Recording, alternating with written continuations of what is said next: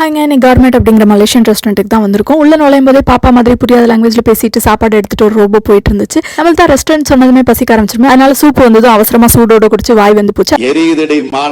அதுல வேற பிரான் போட்டிருந்தாங்க. விஜய்க்கு பிரான் அலர்ஜி அப்படிங்கிறதுனால அடுத்த ஐட்டம் வர வரைக்கும் நீங்க ஜாலியா குடிச்சிட்டு இருக்கீங்கன்னு விஜய் சொல்லிட்டே இருந்தாங்க. ஏற்கனவே அவிஞ்சு போய் கிடக்கு மேற்கொண்டு எரிச்சல கிளப்பாங்க. அதுக்கப்புறம் ஸ்டார்டர் பார்த்தீங்கன்னா சட்டை அந்த ஸ்குவிட் ஆர்டர் பண்ணியிருந்தோம். ஸ்குவிட் நம்ம ஒரு பீச் ஸ்டைலில் இருந்தது. அப்புறம் மலேசியன் பரோட்டா ஆர்டர் பண்ணியிருந்தோம். அது வந்து ரோஸ்ட் தோசை மாதிரி ரொம்ப லைட்டாக இருந்தது. அதோட கிரேவி ரொம்ப நல்லாவே இருந்தது. அப்புறம் வாழை இலையில பேக்கெட் பண்ணி அதுக்குள்ள வெள்ளை சாதமும் நெத்திலி மீன் குழம்பும் வச்சிருந்தாங்க. அது செம்ம சூப்பராக இருந்தது. நம்ம வீட்டில் சின்ன பையனுக்கு மட்டும் தான் சாப்ஸ்டிக்ல சாப்பிட தெரியும் அப்படிங்கிறதுனால ஓவரா சீன் போடுவோம். Durian rice balls with ice cream order பண்ணியிருந்தோம். டெசர்ட் வந்ததுமே பெரியவன் சொல்லிட்டான் இது ரொம்ப கம்மியாக இருக்கு, இன்னொரு டெசர்ட் ஆர்டர் பண்ணிருங்க. சாப்பிட்டு முடிக்கும் போது விஜய் பில் போட்டுடலாமா அப்படின்னு கேட்டது ஓகேன்னு சொல்லிட்டான். சரி அவனுக்கு போதும் போல இருக்குன்னு நினைச்சோம். ஆனால் பில்லுங்கிற வார்த்தையை நாங்கள் யூஸ் பண்ணாதனால அது ஒரு டெசர்ட்னு நினைச்சிருக்காங்க. பில்லு வந்ததும் என்ன நீங்க இன்னொரு டெசர்ட் சொல்லலையா, வாங்கி தந்தா நான் கிளம்ப வேண்டாம், அதனால பனானா ஃபில்டர்ஸ் வித் ஐஸ்கிரீம் வாங்கி கொடுத்தோங்க. ஓவராலா ஃபுட்டு நல்லா இருந்தது. பட் குவான்டிட்டி ரொம்ப கம்மி, பிரைஸ் கொஞ்சம் அதிகமா இருந்தது.